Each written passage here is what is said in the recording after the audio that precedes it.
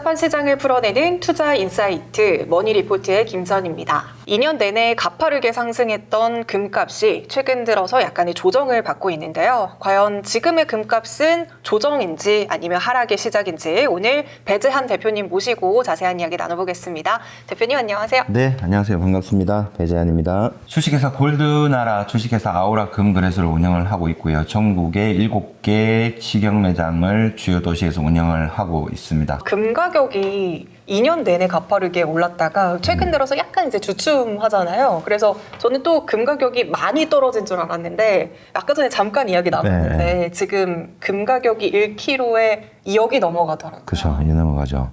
금 가격이 2년 이상 오르셔도 그랬는데 제가 볼 때는 3년 2개월 정도 3년 2개월이요? 예.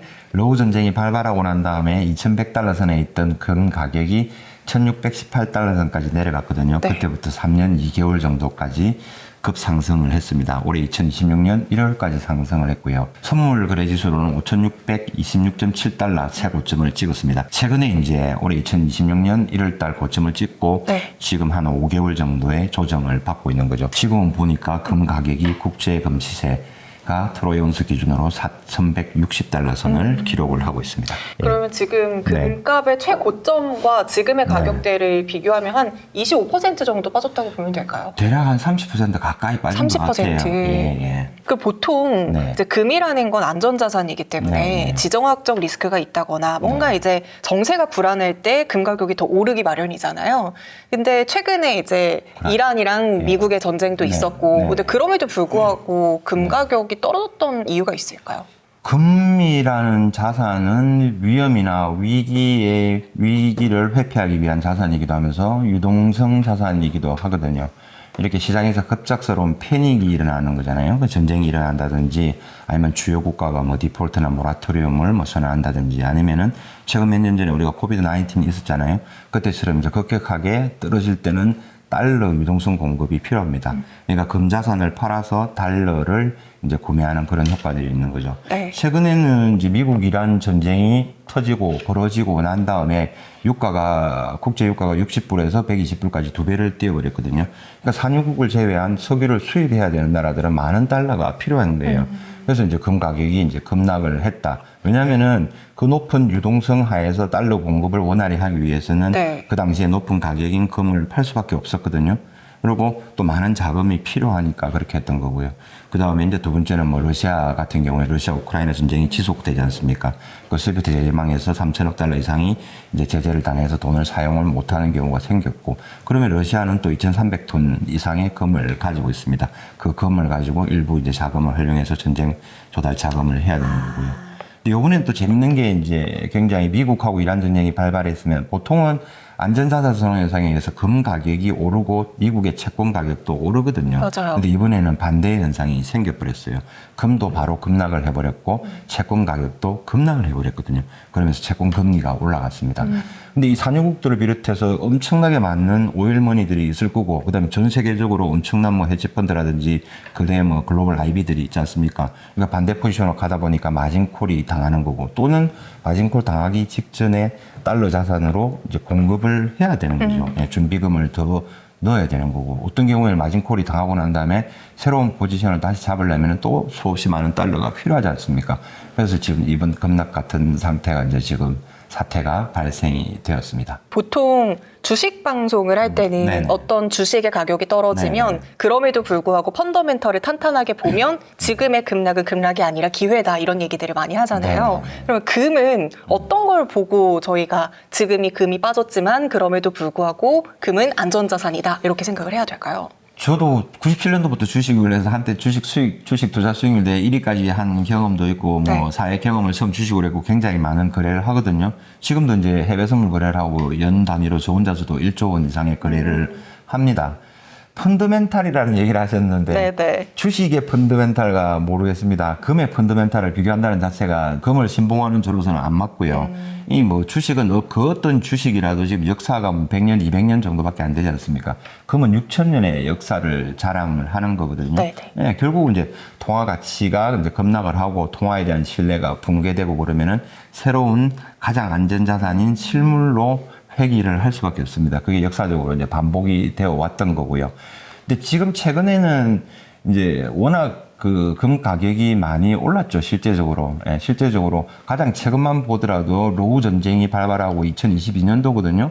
그때 잠깐 2100달러에서 1618달러까지 한 6, 7개월 정도 하락을 했습니다.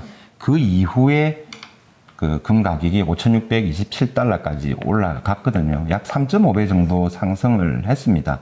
그 전에 2015년도 11월 달부터 1045달러를 저점으로 기준으로 하면 5627달러까지 갔으면 거의 5배 이상 상승을 했지 않습니까?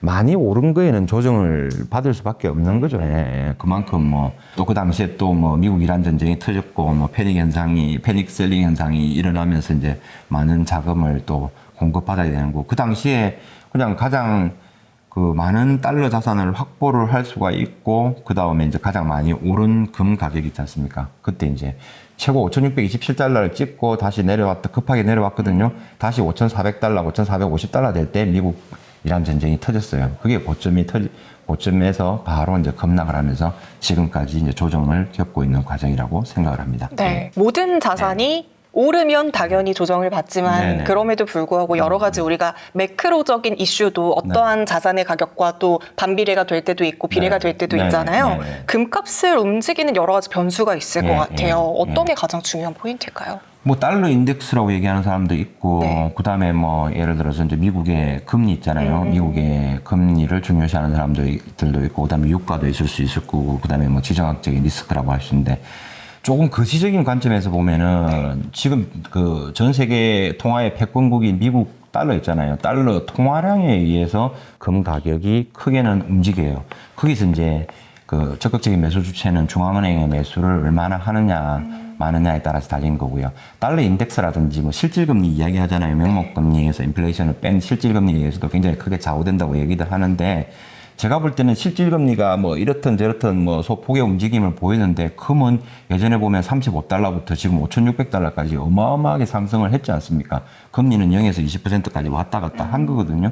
결국은 이제 최종적으로는 통화량 때문에 결국은 이제 금 가격이 올라갈 수밖에 없다. 무한히 공급을 할 수가 있지 않습니까? 달러 자산도 마찬가지고 유로도 마찬가지고 그냥 찍어내면 되는 네. 거거든요. 근데 금은 찍어내지를 못해요. 그렇죠. 예, 그러니까 공급을 할 수 있는 양도, 생산을 할 수 있는 양도 한정돼 있단 말입니다. 그리고 지금 6,000년간 전 세계 뭐 어떤 역사를 막론하고 어떤 사람을 막론하고 전부 금이라는 거는 가장 귀중한 자산으로 인식이 되어 있지 않습니까? 이거는 쉽게 못 바꿔요. 한 개인이나 한 국가나 한 시대가 못 바꾸는 거거든요. 6,000년 역사 속에서 우리가 잘 살아봐야 100년인데 그 사이에 금이 무너지겠습니까? 더 있을 확률이 굉장히 높은 거죠. 앞으로는 미국의 통화 시스템이 점점 신뢰를 잃어가고 있는 그런 이제 통화 시스템의 이제 구조적인 변화가 일어나는 단계죠. 신뢰를 잃게 되면 결국은 이제 실물 금과 은으로 사람들이 옮겨가게 되어 있습니다. 근데 워낙 많이 올랐기 때문에 이제 네. 그 조정 구간에 우리가 들어와 있는 거고 그게 좀 지루하다 할 뿐입니다. 네. 이게 달러는 진짜 무한히 찍어낼 수 있지만 그죠. 금은 네. 공급이 한정적인 게 네. 금의 매력이잖아요. 그렇죠. 지금 네. 새로운 금광이 없나요? 새로운 금강은 뭐 해마다 보면 한두 개씩은 발견되는데 그게 네.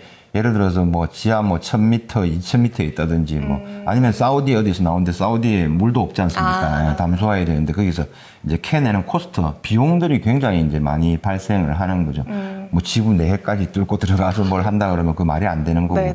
그리고 옛날에는 뭐 예를 들어서 뭐 10톤 내 이제 광산에서 10톤의 그 광석을 꺼냈지 않습니까? 그럼 거기서 예를 들어서 뭐 10g, 20g, 뭐 100g 이런 게 나왔거든요. 근데 지금은 점점점 줄어들고 있어요. 이제 금의 양들도 줄어들고 있으니까 비용도 많이 발생하고 이제 뭐 하여튼 굉장히 고급적인 장비를 쓴다 그래도 이제 인건비도 해마다 상승하지 않습니까? 시장성이 안 나오는군요. 그렇죠. 시장성이 안 나오는 거죠. 예. 그리고 이제 한정적이고 그게 많이 있지도 않는 것 같아요, 실제로는. 그러면 주식도 하셨고 네, 지금 또 네. 금 관련해서 네. 종사도 하시고 네, 네. 그러니까 금이 가진 매력은 뭐라고 네. 생각하세요? 50년, 100년 뒤에 내 손자, 손녀에게 물려줄 수 있는, 후대에게 물려줄 수 있는 가장 강한 자산이 뭔가라고 생각할 때 저는 뭐 삼성전자, 하이닉스보다는 차라리 금이라고 얘기를 할 것 같거든요. 금과 은이다. 이거를 이렇게 물려주실 건가요? 당연하죠. 이 금과 은을 물려주는 게 가장 좋은 거고. 네. 지금 뭐 솔직히 뭐 삼전닉스라고 표현하지 않습니까? 제가 처음에 주식 입문했을 때는 97년도였어요. 그 당시에 저는 이제 토목공학을 전공을 했고, 네. 이제 그 복학하기 전에 아르바이트를 이제 택시 운전도 하고 했거든요. 그때 번 돈으로 처음에 97년도에 주식을 객장에 가서 샀습니다. 샀는데 뭘 샀냐면은 현대건설과 동아건설을 샀어요. 그 당시에 1위 이익 기업이었거든요. 감자 부도 나가지고 없어졌어요. 지금 하이닉스가 뭐 300만 원 가까이 올라왔지 않습니까? 그 당시에 뭐 현대전자 이런 거 해가지고 뭐 우리가 소위 농담삼아 얘기하는 감자탕을 몇 번 끓여 먹고 몇 번 망하고 난 다음에 그게 다시 올라온 거예요. 그리고 실제로 코스닥 지수 같은 경우에도 지수를 뭐 예전에 100으로 시작했다가 다시 1000으로 옮겨가지고 시작을 하는데 실제로 많이 상승한 게 없어요. 그리고 해마다 그다음에 10년이 지나면은 상장된 코스피나 코스닥에 상장된 종목 중에서 상당수는 상장 폐지가 돼서 없어져요. 근데 그 코스피 200이라든지 코스닥 100이라 150이라든지 지수를 산정할 때는 새로운 종목이 들어와가지고 상장 폐지된 거는 없애버리거든요. 그래서 이제 그런 헛수들이 있는 거죠. 실제로 데이터를 보면은 아주 한 50년간의 데이터를 보면은 S&P라든지 뭐 국내 코스피라든지 뭐 거의 그런 이제 종목분들보다 훨씬 더 뛰어난 수익률을 보이고 있습니다. 75년도에 우리나라에 우리의 할머니들 있잖아요. 할머니들이 그 뭐 제가 만약에 태어났을 때 정도의 돌반지 한 돈 정도를 사줄 때 가격이 10,000원 정도였거든요. 와. 근데 지금 최근에 100만 원 부가세 포함해서 110만 원이 넘었었거든요. 네네. 그럼 50년 만에 이게 지금 100배가 넘어간 거거든요, 실제로. 그리고 우리나라 같은 경우에는 그 당시에 이제 환율이 거의 뭐 480원대 이랬단 말입니다. 근데 지금은 얼마 전에 1,560원도 터치를 하고 이랬잖아요. 그러니까 환율도 이제 돈의 가치도 계속 떨어지는 거예요. 결국은 이것도 미국도 마찬가지지만 한국도 통화량을 엄청나게 발행을 하잖아요. 맞아요. 해마다 확장 재정을 통해서 계속해서 올해도 뭐 728조인가 그렇잖아요. 추경을 빼고도. 이게 그렇게 많은 돈들이 풀리니까 한정적인 자산인 금 가격은 영원히 계속해서 올라갈 수밖에 없습니다. 중간중간 조정을 할 수 있어요. 그런 거죠. 삼성전자나 하이닉스를 어디에 묻어두고 100년 뒤에 쳐다봤을 때 과연 있으면 좋겠습니다만은 주식에 뭐 종목군이 뭐 몇천 가지 있지 않습니까? 그 중에서 우리가 어떤 종목을 발굴해서 뭐 50년, 100년 뒤에 뭐가 있을까? 아, 금과 은은 그대로 있을 것 같은데 다른 거는 자신은 못 하겠거든요. 엔비디아도 마찬가지고요. 예. 뭐 흥했다가 망한 기업들은 엄청나게 많습니다. 맞아요. 예. 뭐 소니라든지 뭐 세계 최대의 기업들 있지 않습니까? 뭐 그런 기업들이 없어진 것도 많고. 그러면 이제 완전한 코어 자산으로 봐야 돼요. 예. 딱 나의 자산 중에서 일부분은 반드시 가지고 있어야 되는 거. 그리고 나머지를 가지고 투자 활동을 통해서 이제 숫자 놀이를 통해서 이제 이리저리 순환매 옮겨 다니면서 수익을 내기도 하고, 농담 삼아 얘기하는데 나이 많으신 분들한테는 이제 주식이나 코인 이런 거는 이제 치매 예방에 좋다고 제가 말씀드리거든요. 근데 일정 부분 자산의 일부만을 가지고 운영하는 게 좋다라는 말씀을 드리고 싶습니다. 그러면 지금은 올랐다가 조정을 받는 구간인데 그럼 보통 금은 조정을 어느 정도 받나요? 이 사이클이라는 게 혹시 있을까요? 전부 다 다른 경우가 있죠. 지금 아주 많은 이제 전문가들이 저도 그렇고 계속 이제 이 금값의 추이에 대해서 연구를 할 것 아닙니까? 보통은 이제 1974년도부터 해가지고 76년도 사이에 조정 구간이다라고 많이 표현을 네네. 하거든요. 74년도 같은 경우에는 74년도 12월 달에 이게 이제 그 수치들이 다 다릅니다. 최고가와 최저가 뭐 이렇게 얘기하는데 그 당시에 이제 최고가를 보면은 1974년도 12월에 195달러 정도를 찍었어요. 그리고 76년도 8월 달 정도 한 21개월 정도 조정을 거쳤죠. 그럼 지금 5개월 조정은 아직까지 이제 미미한 겁니다. 21개월 조정 겪었는데 거기 최저점이 트로이언스당 100달러였어요. 195달러에서 100달러까지 떨어졌으니까 이거는 55% 이상 하락을 한 거죠. 근데 문제는 76년도 8월부터 이제 80년 강세장으로 갑니다. 그게 이제 850달러까지 갔다고 흔히 얘기를 하잖아요. 근데 최고점 비교해 보면 거의 900달러 가까이 갔어요. 장중 고점은. 그러니까 거기서 8배, 9배가 다시 이제 가는 그런 흐름들이 나타나는 거죠. 지금 흐름에 있어서 이제 거기에 비교를 한다면은 5,627달러에서 뭐 55% 조정을 받는다 그러면 대략 3,000달러 선이 무너지는 가격이 나오거든요. 그럼 이건 조금 제가 볼 때는 너무 비관적인 전망 같아요. 네. 그래서 저는 1,045달러부터 금 시세의 상승이 시작이 되었다라고 바라보고 있는 거고요.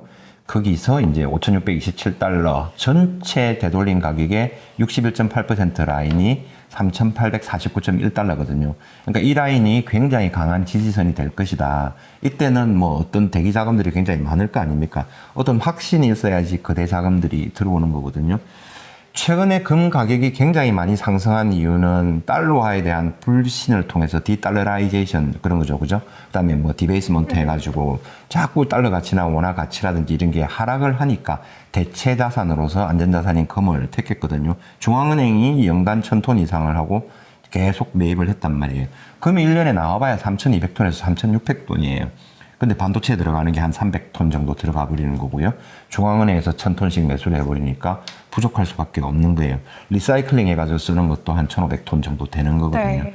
근데 그거 외에 나머지 또 중국이나 인도 등에서 주얼리로 소비하는 그런 것들도 굉장히 많지 않습니까?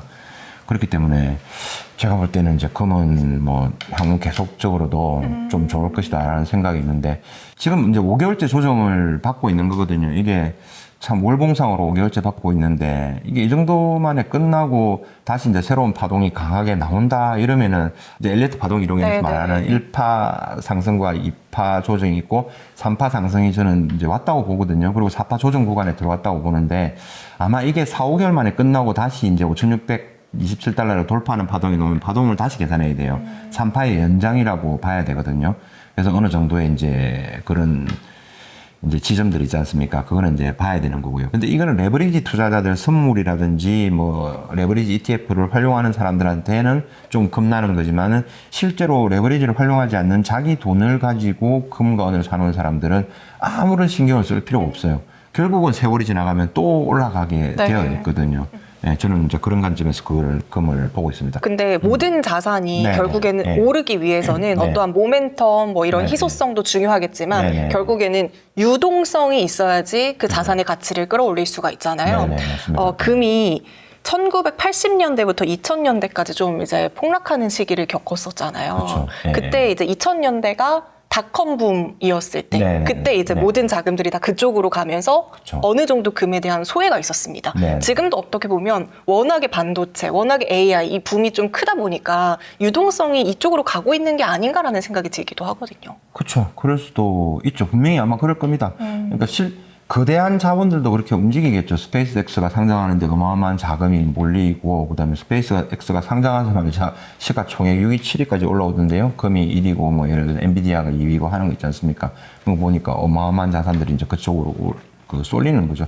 그리고 한국에서도 삼성전자하고 하이닉스. 예전에는 그 하루에 1%, 2% 움직이기가 힘든 종목이었거든요. 네. 근데 이게 뭐 거의 뭐 맞아요. 10% 이상을 왔다 갔다 하면서 이렇게 움직이고 전 세계적으로 이제 그 2000년대 닷컴 버블 시대처럼 그때는 닷컴이라는 말 그 음악부터도 회사가 다 올랐잖아요. 예, 다 올라가는 그런 시절을 저도 겪었거든요. 자금은 순환매가 있고 한정된 자금이 있고 사람들은 이제 그런 게 있거든요. 네네. 그러니까 큰 거대 자금들도 이렇게 움직이는 게 맞고요. 실제적으로 저희한테 와가지고도 골드바를 최근에만 해도 9kg 정도, 10kg 정도를 매도를 하신 분이 있어요. 이거 뭐 하시려고 하냐고 여쭤보니까 삼전 닉스? 지금 주식에서 수익을 많이 봤대요. 아. 이런 적이 잘 없는데. 근데 그분은 이제 하여튼 그 강남 주요 아파트에 사시는 분인데 이제 나이도 70이 넘으신 분이에요. 근데 확실히 부자들은 이제 돈 냄새를 맡는다 그럽니까? 예, 돈에 대한 감각이 이런 게 뛰어나더라고요. 근데 안 했으면 좋겠다 이러는데 그래도 아직은 이렇게 출렁이고 이런 기회가 인생에서 몇 번은 안 올 것 같다. 조금 더 이제 재미를 봐야 되겠다 하면서 하고 그다음에 금은 조금 더 조정을 받을 것 같다. 그 뒤에 다시 또 들어와가지고 불려가지고 오겠다라는 말이 있거든요. 네네. 이런 게 있듯이 이렇게 움직여요. 그리고 조금 더 소액으로는 뭐 실버가 10kg 정도 팔면 한 4천만 원 정도 선에서 나오거든요. 이분은 또 반대로 물렸대요. 주식 시장이 9,000포인트를 넘어서 막 급등을 하는 장인데 솔직히 일반 개인들은 주식 시장에서 성공하기가 제가 볼 때는 1% 미만이라고 보거든요. 그러니까 삼전 하이닉스는 비싸잖아요. 개인들이 네가 한 주 살려고 그러면 한 달 월급을 안 쓰고 다 모아야 되는데 얼마나 어렵습니까? 그러니까 소위 이야기하는 테마주, 이제 조금 저속한 표현을 쓰면 이제 잡주들, 저가주들, 동전주들 들어가다 보니까 이거는 또 손실이 나는 거죠. 그러니까 계속 트레이딩을 한다기보다는 장기적으로 안정적으로 우상향할 수 있는 종목을 딱 선정을 하시고 네네. 그다음에 계속 꾸준히 모아 나가는 게 가장 좋은 것 같아요.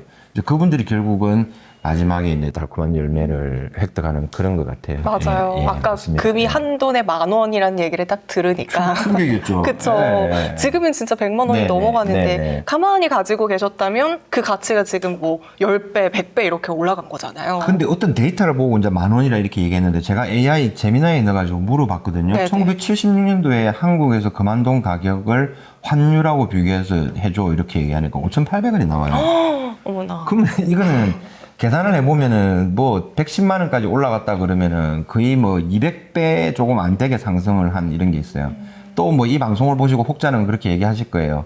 반포 주공 아파트를 샀다, 강남 아파트를 샀다면 수익이 났다. 아, 물론 그럴 수 있습니다. 반포 주공 아파트도 74년도에 보니까 500만 원 정도에 분양을 했더라고요. 지금도 뭐 국평이 예를 들어서 30억 정도 간다 그러면 또 굉장했겠죠, 수익을. 근데 여러분들이 모두 강남 3구에 살지는 않지 않습니까? 그쵸, 않지 그쵸. 않습니까? 예. 그거는 이제 아주 운이 좋은 케이스고, 예, 금은 가지고 있으면 일반적으로 2등은 하는 자산이거든요. 꼭 뭐 1등만 살아남는 응원하는 그런 뭐 각박한 세상에서 벗어나자라는 의미에서 제가 절대 실패 없는 금 투자를 금사면 2등은 한다라는 말씀을 드리거든요. 이 멘트를 굉장히 많은 구독자분들이 좋아하시더라고요. 독자분들. 맞아요. 또 위로가 되는 것 같아요. 항상 사람들이 1등만 네, 기억하고 네, 네. 나도 1등 돼야 되나 그죠, 하는데 네. 세상에는 2등도 있고 3등도 있어요. 맞습니다. 예, 예. 너무 힘들게 살지 말고 네. 2등이 좋아요. 왜 좋냐면 1등 하는 거 따라만 하면 되거든요. 이렇게 하면서 조금 뭐 부족하더라도 그게 만족하면서 살고 뭐 끝까지 보고 살면 우리 삶이 너무 힘들어요. 맞아요. 제가 좀 그러는 편인데 그냥 이제 이렇게 조금 놓고 살아야 되겠다라는 생각이 좀 들기도 합니다. 예. 그럼 이번에는 은도 살짝 네, 궁금해지는데 사실 은은 산업용 수요도 되게 많다 이런 많죠. 얘기가 있잖아요. 예, 예. 그럼 지금처럼 어떠한 산업이 막 개화가 되면 네. 은의 쓰임새도 많아질 텐데 네, 은은 어떻게 보시는지 궁금합니다. 원 가격도 폭발적으로 상승할 가능성이 굉장히 높다고 전망을 하고 있는 거죠. 어떤 사람은 이제 오늘 라이브를 하다 보면 댓글로 10억, 20억, 30억 원어치 모아가지고 이 언으로서 인생 역전 해볼랍니다. 이러면서 이제 이런 분들이 있더라고요. 로또 사가지고 인생 역전 한다는 것보다는 훨씬 더 이제 더 긍정적이면서 전망이 좋은 게 확률이 높은 게 맞거든요. 예. 실제적으로 이제 은이 산업용으로 쓰이는 게 거의 60% 정도 쓰입니다. 그리고 첨단 산업 사회가 지금 계속 발달을 하잖아요. 우리가 지금 뭐 옛날에는 지금 촬영하고 있는 뭐 카메라라든지 뭐 우리가 보고 있는 노트북, 뭐 아이패드 뭐 이런데 휴대폰에 뭐 금과 은이 다 들어갑니다. 은은 이제 촬영 필름이라든지 카메라 장비에 훨씬 더 이제 들어갔죠. 지금은 이제 더한 거죠. AI 데이터 센터라든지 이제 5G 뭐 조금 있으면 6G도 나올 거고요. 그 다음에 요즘에 전쟁이 막 발발하는데 그 미사일에도 수없이 많은 이제 은들이 들어갑니다. 하다못해 잠수함, 그 다음에 뭐 원자력 발전소 만드는 데도 들어가고요. 제일 많이 쓰이는 건 아무래도 또 태양광 발전이겠죠. 이제 그렇게 쓰이는데, 이제 그나마 우리나라 국민들한테는 복인 게 우리나라에는 세계적인 기업이 2개가 있습니다. 고려 아연하고 LS M&M이라는 회사가 있거든요. 네. 고려 아연은 아연 광석을 수입을 합니다. 광석을 수입해서 아연을 추출하기 위해서 부산물로 은이 30% 정도 나오거든요. LS M&M은 구리 광석을 추출해서 전 세계적으로 각 분야에서는 1인 기업이에요. 그러니까 우리나라 사람들은 진짜 그나마 굉장히 복받은 상황이죠. 그래서 은이 우리나라는 어느 정도 산업적으로도 쓰이고 국내 투자용으로도 돌릴 수가 있는 거예요. 근데 뭐 중국 같은 경우나 미국 같은 경우에는 이제 중국 같은 경우에는 수출 허가제를 통해서 통제를 합니다. 미국 같은 경우에는 전략자산으로서 이제 은에 대한 지위를 부여하면서 미국하고 우방국들을 모아서 주요 장관 회의를 통해서 이제 은에 대한 수요를 확보를 하려고 하고 있는 거죠. 그러다 보니까 이제 자연적으로 어느 정도는 약간은 안정이 되어가는 느낌인데 우리나라에서는 그나마 그런 게 있는데 어떨 때는 은이 좀 남아 도는 것 같다가도 갑자기 대량으로 움직이는 도매 이런 데서는 생산을 하는 제조 공장에서 다 사가버리는 거예요. 몇 톤을. 예, 있다가도 없고 없다가도 있는. 그래서 이런 가격 급등락이 되게 심하잖아요. 심하죠. 예, 예. 근데 그 어떤 사람은 그 너무 심해가지고 이제 은을 실버바를 이렇게 우리가 들고 있으면 아무 어디 가지를 않아요. 그냥 뭐 10년이나 100년이나 몇천 년이 지나도 똑같이 그대로 있는데 이제 레버리지를 사용을 하면은 어쩔 수 없이 이거를 이제 사고 팔고 해야 되거든요. 그러니까 그 급등락 하에서 이제 마진콜이 나오는 거예요. 특히나 이제 선물 거래 같은 경우에는 이제 그런 경우가 훨씬 많은 거죠. 종이금, 종이은 시장에서 이제 미국에서 달러라는 통화에 대한 패권을 지키기 위해서 가장 강력한 적인 금과 은을 종이금으로 누르는 작업들을 지금까지 계속 해오고 있는 거잖아요. 그래서 이제 급등락이 생길 수밖에 없는 거고, 예. 어떤 사람은 악마의 금속이라는데 저는 이제 좀 좋게 표현해서 첨단 현대 산업에서 필요한 없으면 안 되는 그 뭐 혈액과 같은 존재다, 산소와 같은 존재다라고 저는 표현을 하고 있습니다. 가지고 있으면 결국에는 오릅니다, 제가 볼 때는. 그리고 이게 이제 계속 한없이 생산되는 게 아니거든요. 금도 마찬가지고 은도 마찬가지고 채굴할 수 있는 양이 20년도 안 돼요. 그리고 그거 다 채굴되면 이제 어떻게 되는 거예요? 그러니까요. 그러니까 지금 금 같은 경우는 리사이클을 하거든요. 금은 워낙 비싸니까 만약에 해수욕장 가가지고 수영장 가가지고 반지 하나 잃어버렸다 그러면은 그 가드들이나 직원들한테 이용해가지고 막 물을 빼서라도 반지를 찾을 거라고 난리거든요. 네. 근데 은반지나 은귀걸이를 하나 잃어버렸다 그러면 그냥 넘어갈 거예요. 그죠? 그럼 미사일을 빵 쏘고 난 다음에 팍 터트리고 난 다음에 산산이 막 옆에 흩어집니다. 그럼 그 은을 어떻게 수거를 해요? 그죠? 전기 자동차에 들어가는 은이 있으면 이거는 수명이 20년, 30년인데 수거를 안 한단 말이에요. 근데 금은 수거를 하거든요. 나중에는 이제 은 가격이 높아지면 자연적으로 이것도 다시 이제 리사이클 하는 산업들이 아마 발전을 하게 될 겁니다. 그리고 지금은 이제 전기 전도도가 가장 좋기 때문에 그 첨단 무기들 있지 않습니까? 그리고 이제 아주 고성능 뭐 AI 데이터 센터에서 아주 필수적으로 쓰이는 게 이게 은이거든요. 이게 없으면 안 돼요. 현재는 대체제가 없단 말입니다. 랩그로운 다이아몬드처럼 뭐 탄소 연금술 할 수 없는 거죠. 그러니까 그거를 다이아몬드를 만드는데 얘는 아직까지 없어요. 만들 수는 있는데 이거 뭐 1g을 만들기 위해서는 뭐 돈이 더 많이 들어간다고 하더라고요. 수백조가 들어가니까 네. 이건 아예 말이 안 되는 얘기죠. 그러니까 거기까지는 이제 봐야 되는 거고 그거 외에 이제 인류의 과학 기술이 계속 발달하다 보면 뭔가가 나오겠죠. 근데 이제 그 이 은이라는 거는 아까 산업적인 수요, 산업적인 요소하고 화폐적인 성격까지 같이 가지고 있거든요. 그렇기 때문에 요번에 이제 투기적인 요소까지 같이 붙어버렸죠. 네. 그렇기 때문에 이제 급락을 하는 이런 게 있었는데 아무래도 금에 비해서는 시가총액이 조금 낮고 가볍기 때문에 은이 이제 급등락이 있는 거는 사실입니다. 그래서 가급적이면은 레버리지를 활용하지 마시고 실물 금과 은을 반드시 준비를 하시라. 피지컬 골드, 피지컬 실버라 그러거든요.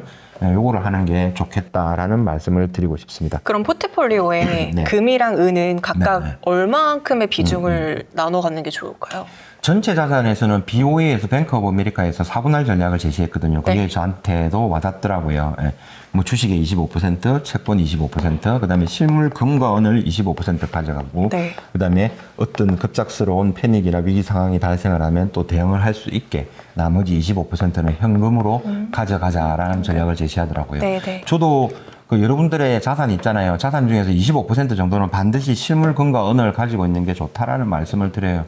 전 세계 중앙은행들 가장 돈이 많은 곳이 전 세계 중앙은행이잖아요. 발권력이 있는데 돈을 마음대로 찍어낼 수 있는 곳인데 그런 곳에서조차 2025년 8월달 기준으로 해서는 미국 채권의 양보다 금 보유량이 넘어섰거든요. 그러면 그 정말 전 세계에서 가장 돈이 많은 집단인 중앙은행에서도 미국 채권보다 금을 더 많이 가지고 있단 말이에요. 25%인가 작년에 기준으로 나왔어요. 미국 채권 24%거든.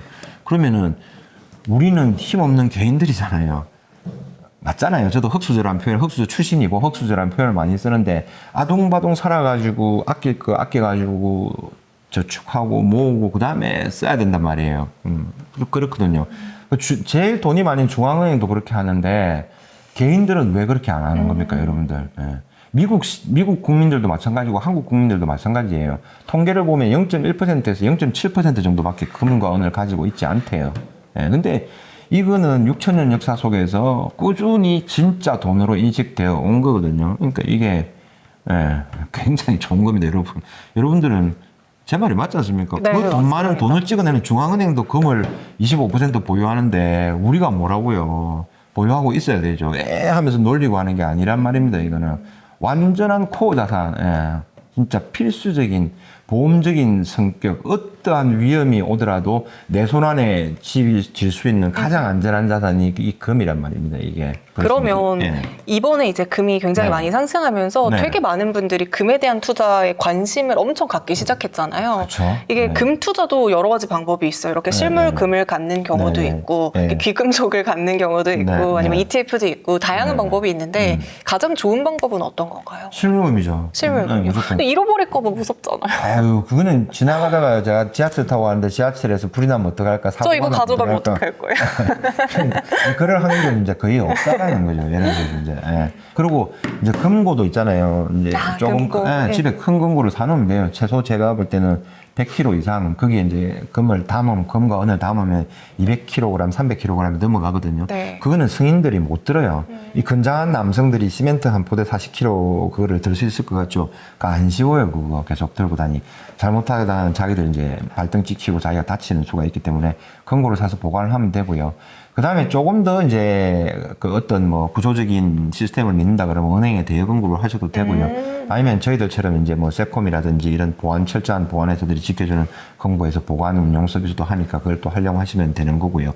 그러니까 잃어버릴 리스크보다는 네. 우리가 보통 또 아파트에 살고 뭐 어디 살잖아요. 근데 그 많은 경비원들을 뚫고 와서 도둑을 그 금고를 또 뚫고 해간다는 거는 굉장히 희박하거든요. 확률이 적습니다. 그렇기 때문에 일단은 많이 모아놓고 하자라는 말이고, 그 다음에 제일 좋은 거는 뭐냐면은 일단은 세금이 없어요. 세금이 없는 측면에서는 금 투자 방법 중에서 KRX 투자하고 실물금 투자가 있습니다. 네, 이게 있는데 ETF보다는 무조건 하시려면 KRX 투자를 하는 게 나아요. 아직까지는 정부에서 KRX 투자로 인해서 금의 이제 양도 차액, 수익에 대해서는 세금을 안 매기거든요. 그게 이제 좋습니다. 좋은데 뭐냐면은 여러분들이 주식 계좌, 코인 계좌 이렇게 핸드폰에 들고 요즘에는 보지 않습니까? 보는데 조금만 빨간불이 나고 몇백만 원, 몇천만 원 매덕 수익이 나 있으면 팔고 싶어요. 네. 팔고 나면은 다시 이제 내가 판 그 가격보다 밑에 내려와야 산다라는 심리가 99.999% 사람들 다 있어요. 근데 시장은 그렇지가 않아요. 다시 자기 판 가격 이상을 뚫고 올라가 버린단 말입니다. 그러면은 놓치는 거죠. 진짜 긴 텀, 롱텀에 큰 상승은 놓쳐버리는 경우가 발생을 하거든요. 그래서 이제 그런 부분에 대해서는 실물금, 이거 팔려면 귀찮아요. 금고에서 꺼내야 되고, 또 팔려면 또 아깝고, 막. 부가세도 있죠, 실물금이. 실물금을 처음 살 때는 부가가치세, 대한민국에는 재화 용역 서비스를 할 때는 부가가치세 10%를 내야 되는 게 법입니다. 커피 한 잔을 먹어도 마찬가지인 거고요. 당연히 해야 되는 거죠. 요즘에는 저희 회사에서 이제 저희 주식회사 골드나라하고 주식회사 아우라 금거래소에서 하는 게 있는데, 중매거래라고 하거든요. 기존에 아나운서님이 이거를 예를 들어서 이제 뭐 2억 2천만 원을 주고 부가세를 주고 샀단 말입니다. 그냥 이거를 팔려고 하니까 1억 9천만 원밖에 안 나와요. 네. 그 나는 조금 억울하거든요. 그러니까 한 2억 1천만 원 정도는 받고 싶어요. 그러면 이거를 저희 회사에 이제 매도를 하는 거예요. 중매 매도자가 되는 거잖아요. 그러면 저희는 중개를 하는 거고, 그럼 전국에 있는 사람들이 매수자가 나타날 거 아닙니까? 이 새로운 사람은 부가세 주고 살려면 2억 3천인데 그냥 살려니까 2억 1천이네. 나는 팔려니까 1억 9천인데 2억 500, 2억 1천은 나오네. 이 중간에 중개거래가 나오거든요. 이거는 합법적인 거예요. 네네. 여성분들 그 주얼리라든지 뭐 에르메스 백이라든지 샤넬 백들 이런 거 있잖아요. 중고 명품들 한 번씩 사고 팔고 할 때는 그에 대해서 이제 이중과세 때문에 붙이진 않잖아요. 근데 다만 이거를 여러 번 계속해서 하면 이제 사업자로 인식을 해가지고 정부 당국에서 과세를 매길 수가 있는데 이런 중매거래를 활용하면은 매도할 때 매도자만 수수료가 2.15% 나가거든요. 그러니까 매수자는 어떤 세금이나 수수료 부담이 없어요.